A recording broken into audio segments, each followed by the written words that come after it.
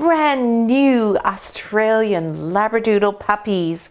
This is the birth announcement for our Northwest Noir Noses litter.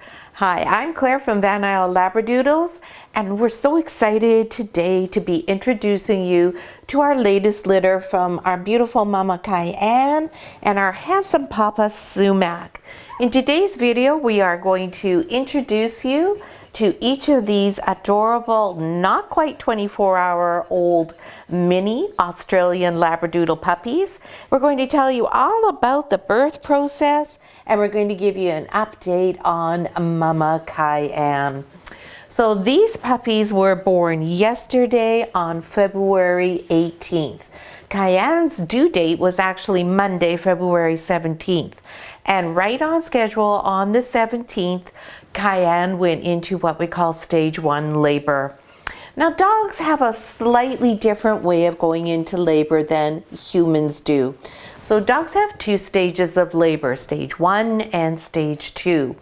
And now you can see Cayenne's panting at the moment, plus giving me a very intense stare.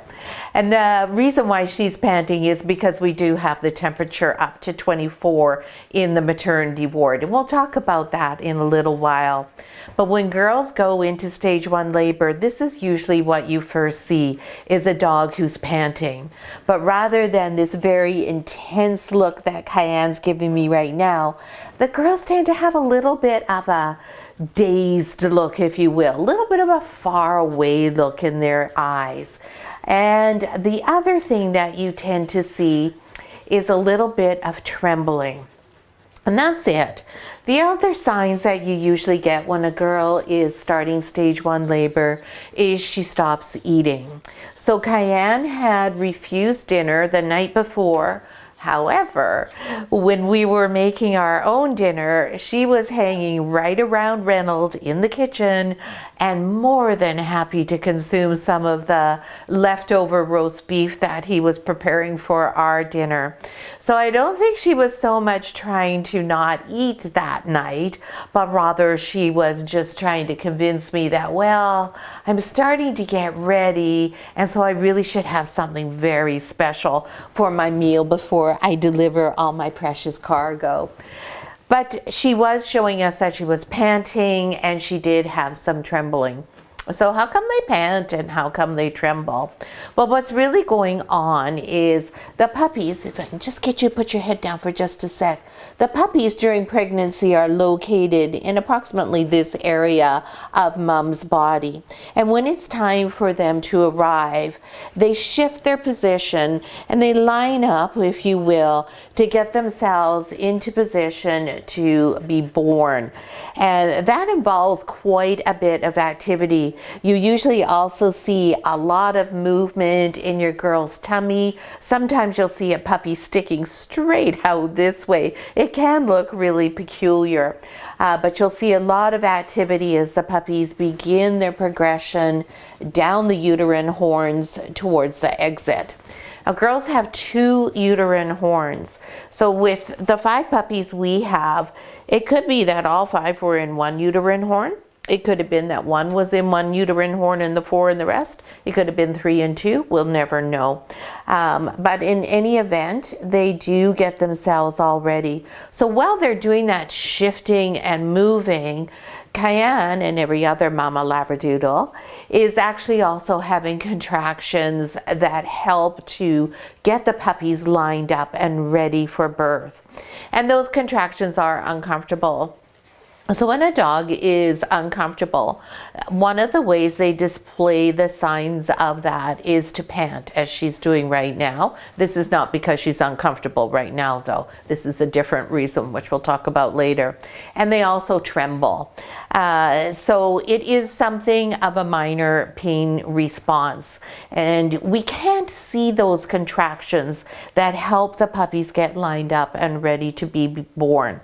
So that's why we call that stage 1 labor. A stage 1 labor usually lasts anywhere from an hour to 12 hours. That's kind of normal, but it's not abnormal for it to go on longer. Generally speaking, the rule of thumb is if your girl has been in stage 1 labor for 24 hours and no visible contractions have occurred, you're starting to get a little bit concerned that, is there something going on? Now this is when you have to make, as a breeder, you have to make a judgment call.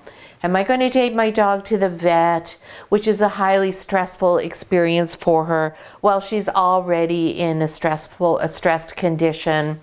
Am I going to leave her here? Is there a possible emergent situation where we need to be making sure we save our girl and hopefully our puppies, or just where are we at? Now this involves being an experienced breeder and having gone through multiple births. It also involves knowing each individual dog and assessing them. And we also draw on the support of our fellow breeders. We are fortunate to, in this day and age, have the ability to communicate with a wide range of people all over the world in a matter of seconds. So I was getting a little concerned when Cayenne had done all of the stage 1 signs throughout half the day on Monday, during the night on Monday, and then on Tuesday in the morning we still weren't getting anywhere. So I reached out to my fellow breeders and said, you know, what do you think? Is this the need to go to the vet? I phoned my own vet to see if they had availability just to see her and check. They can listen for all the heartbeats, so can I, but my skill level is nowhere near what a veterinarian's is.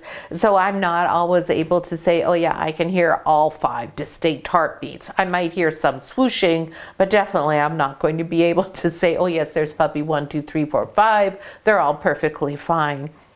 My vet didn't have any availability. It was the day after a long weekend, so they were fully booked. So I phoned one of the urgent care areas, facilities rather. They didn't have anybody there who was able to do an emergency C-section if we were in trouble. So I certainly didn't want to be taking Cayenne all the ways up to Nanaimo, which is an hour drive from our house, going to urgent care only to be told, oh, you got to go to emergency, getting triage there and just moving all over the place. That's not a scenario you want to be involved in unless you are in a dire emergency.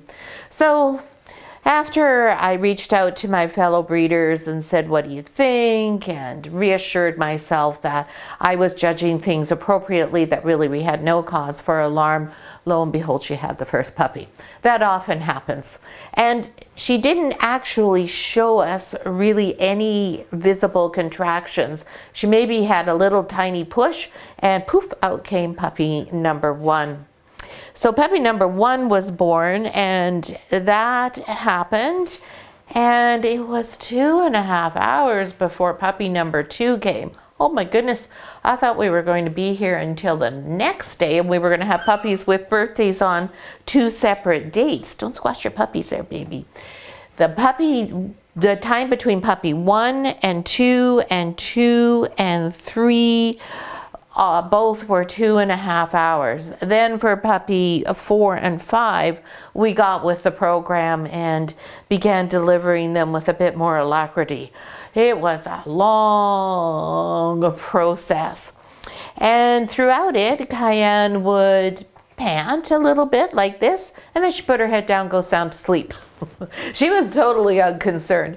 Now, once you're in stage 2 labor and you have a puppy delivered, if your girl's not actively pushing or straining, and if she is able to go to sleep and rest in between puppies, that's a wonderful thing, because she needs all of her strength and stamina to be able to deliver this many babies. It's a lot of work to have all those babies. Plus, she hasn't had anything to eat, because the girl will totally evacuate her system in order to be all empty when the puppies arrive. So beforehand, oftentimes dogs will have diarrhea a bit, they'll poop a lot, they'll pee a lot, they often will even throw up, even if they don't have any food in their system, just to be sure that they are completely empty before they start the delivery process. So it was a long wait, but I tell you, it was well worth it for these absolutely gorgeous puppies that we have. Everybody's completely healthy. Everybody was strong and nursing right away after they were born. And Cayenne herself has recovered, and you can see she's in beautiful condition here. She is not underweight whatsoever. Her coat is gleaming. The puppies all have gleaming coats, and she's panting because she's hot. It's 24 degrees in here. By tomorrow, we will knock that back to 23, which will make it a bit more comfortable. 1 degree doesn't sound like much, but I can tell you from sitting in here with her, it makes a world of difference to be in 23 as opposed to 24-degree heat. 24 is pretty much stifling and makes me sweat, so of course she's sweating. And when dogs are panting, that is how they sweat, because they don't sweat like we do through their skin. They sweat by panting and through their pads. But when it's down to 23, it gives her a little bit of relief. She doesn't tend to pant as much, and it's just more comfortable all the ways around. So you can see she's actually sleeping right now off and on as we're talking. So Cayenne and I have already shared a litter together. So as soon as I'm in here with her, she's completely trusting, and she knows that she can relax and leave the care of the babies up to me. She pretty much does that anyway. She is a very relaxed mom.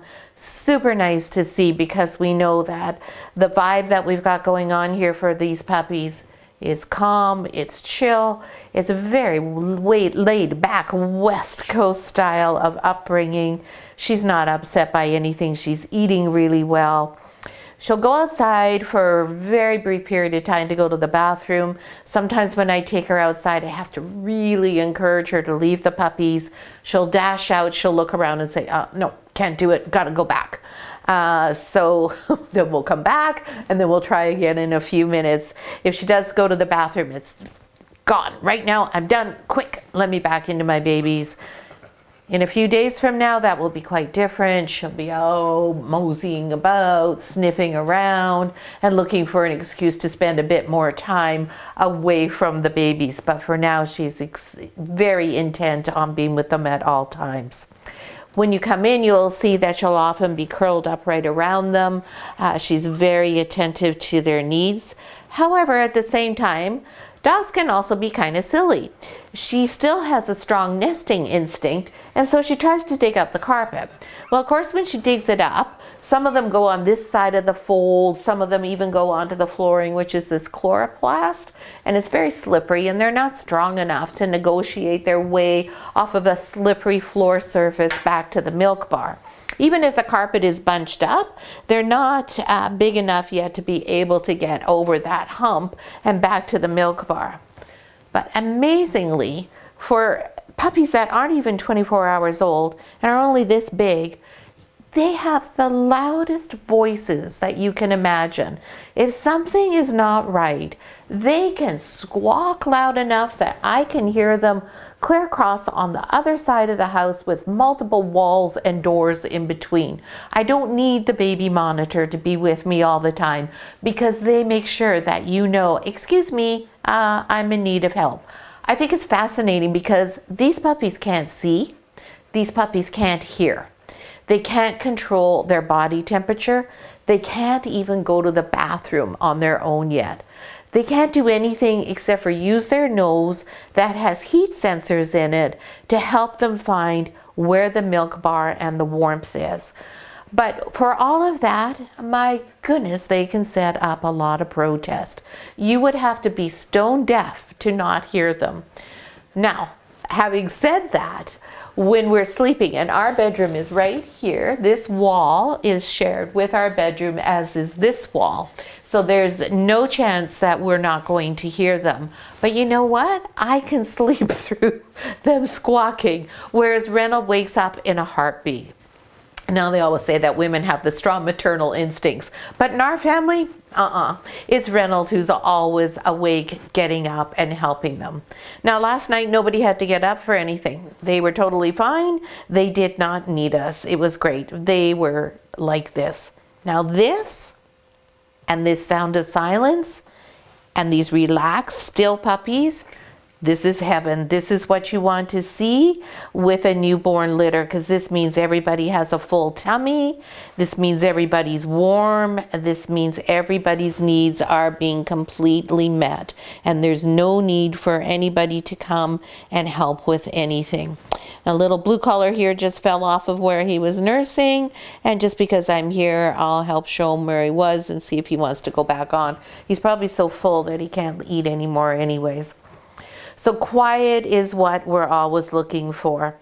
But the instincts are very strong in moms. Now, when she was digging up the carpet yesterday, what that was telling me was that she was short of calcium. Of course, when you give birth and you have 5 puppies who are nursing, and they're nursing almost nonstop, you have a huge drain on your calcium supply.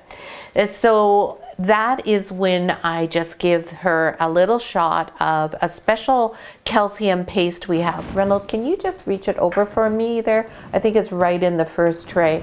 So this calcium comes in like a large syringe. It's called Oral Cal Plus. And it's called plus because it has more than calcium in it. Because in order for calcium to be bioavailable and utilized quickly within a dog's system, it needs to also have vitamin K, vitamin D, and other essential items.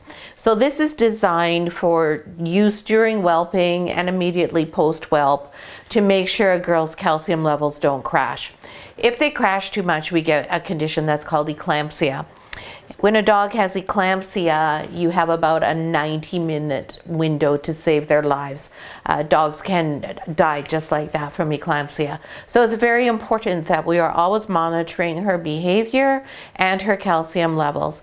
So when we're feeding her, it's very important that we are giving her a diet that's high in calcium. Now you can supplement with things like Tums, and there's all sorts of synthetic supplements available on the market to give a post-whelp girl to keep those calcium levels up. But they're not bioavailable without all of the attendant other minerals that are needed. They're not readily available in quick fashion.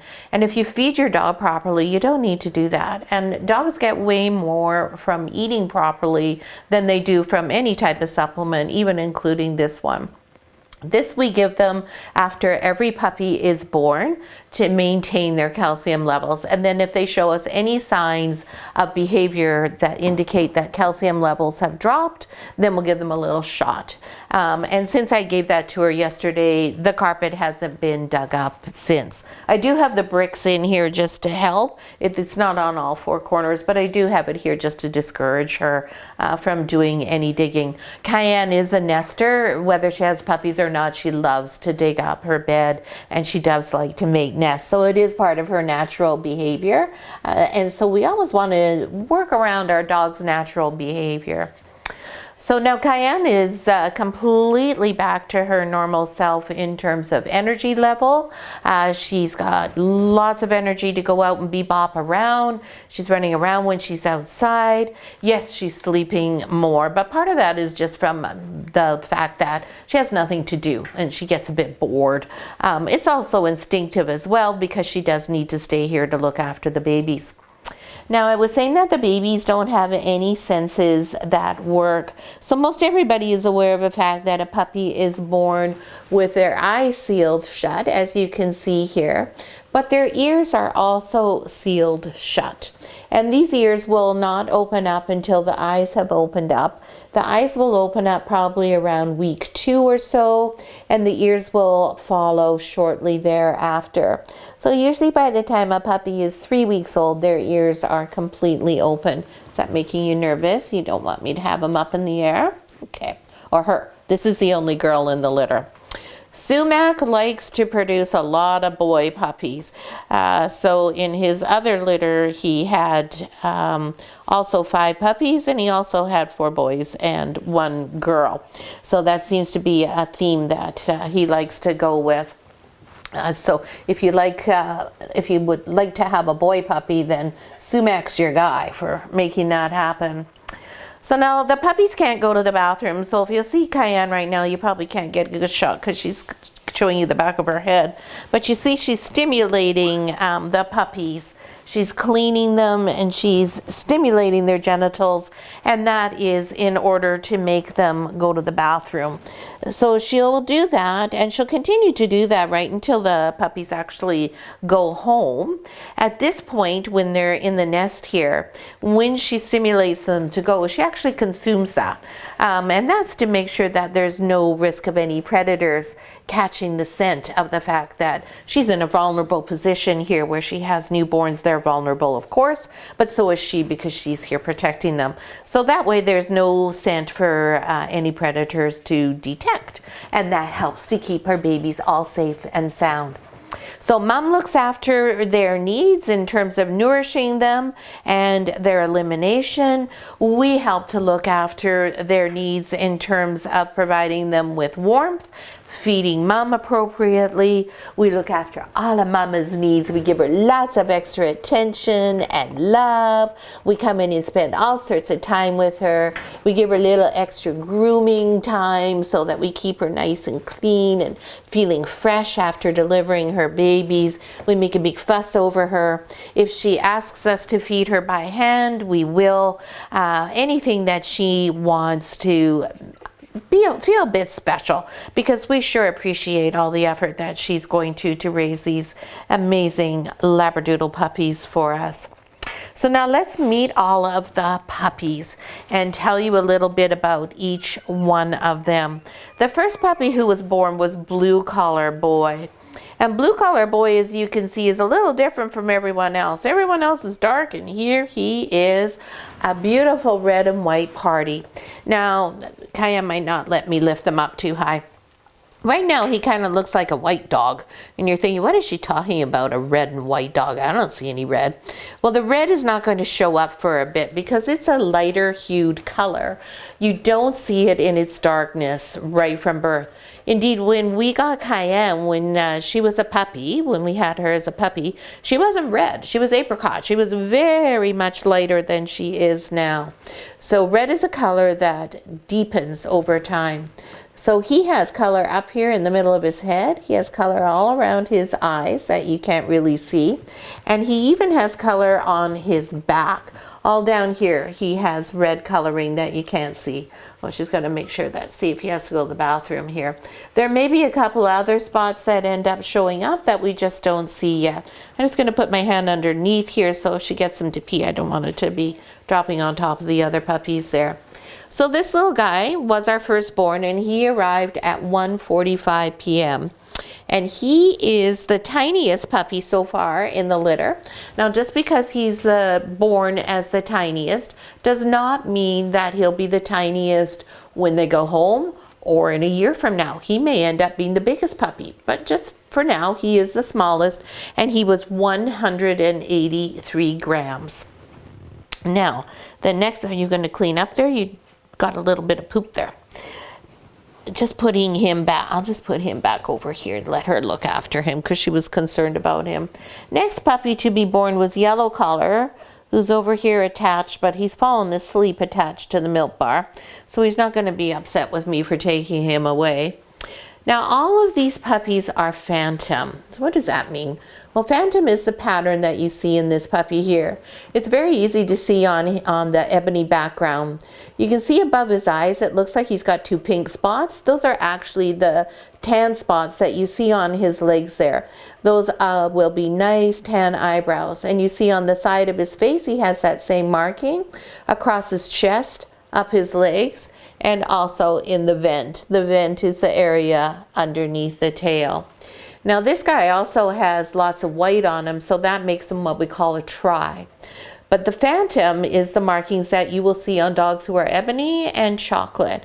Cayenne is a phantom, but you can't see any of these tan points on her because she's red. Similarly, you won't see them on Blue Collar because he's a party. So they're there, but you just can't see them. So this guy is a complete clone of Daddy Sumac, except for Sumac is chocolate and this guy is ebony. handsome fellow. Yes, you are very handsome. And he arrived not until 4:20. Oh my goodness, 1:45 to 4:20. We were up, we were down, we were up, we were down. We were like, oh my goodness, is there a problem? Yo, where are they? Well, here's the puppy. We can find the puppy. Kind of sound asleep. Blue collar is busy gorging himself because he's got no competition at the milk bar until his little brother Yellow appeared. And Yellow, and when Blue Collar was born, Cayenne set up a little bit of a fuss as if she was delivering a whale. And he was 183 grams. And then Yellow comes along and weighs 275 grams, almost a whole 100 grams bigger than Blue. And she doesn't really utter a peep. She just goes, oh, ow. And that's it. It's so funny. Makes no sense at all. So that's when this handsome dude arrived. There you go. There's your boy. Yes. There we go. And then from 4:20, we had to wait until 6:43 for the one and only girl to be born, who is Red Collar Girl. She's underneath here, and she is attached. So I'm just going to very gently remove her, because why I'm so gentle is not because she's so fragile, because puppies are way tougher than they look. But it's because already I want to be building a bond with her, and I don't want her to ever associate anything unpleasant with a human. So this little lady is also a phantom, but she has the chocolate coat. So same markings, just a different coat, but she doesn't have the white that Yellow Collar has. So she's not a tri, she's a phantom.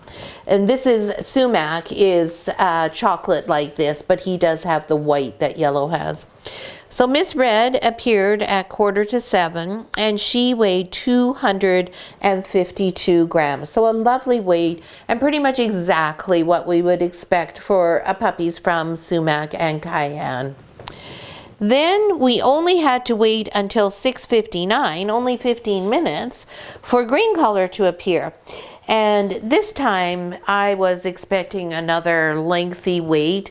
Reynolds was just finishing getting dinner ready.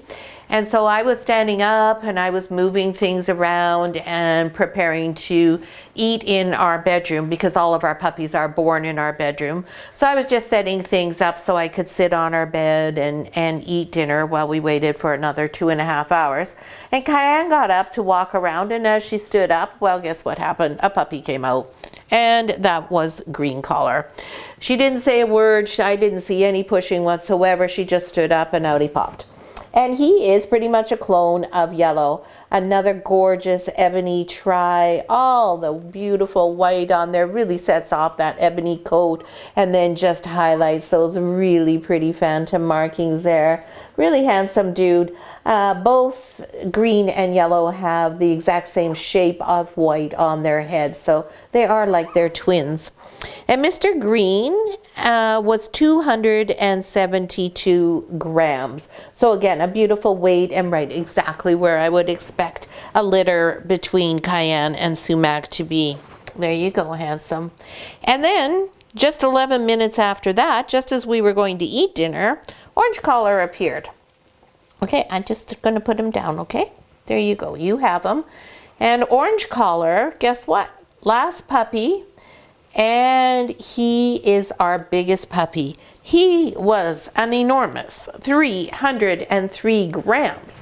That's a good size. And he too is a chocolate phantom. He's really hungry, so I'm not going to hold him long.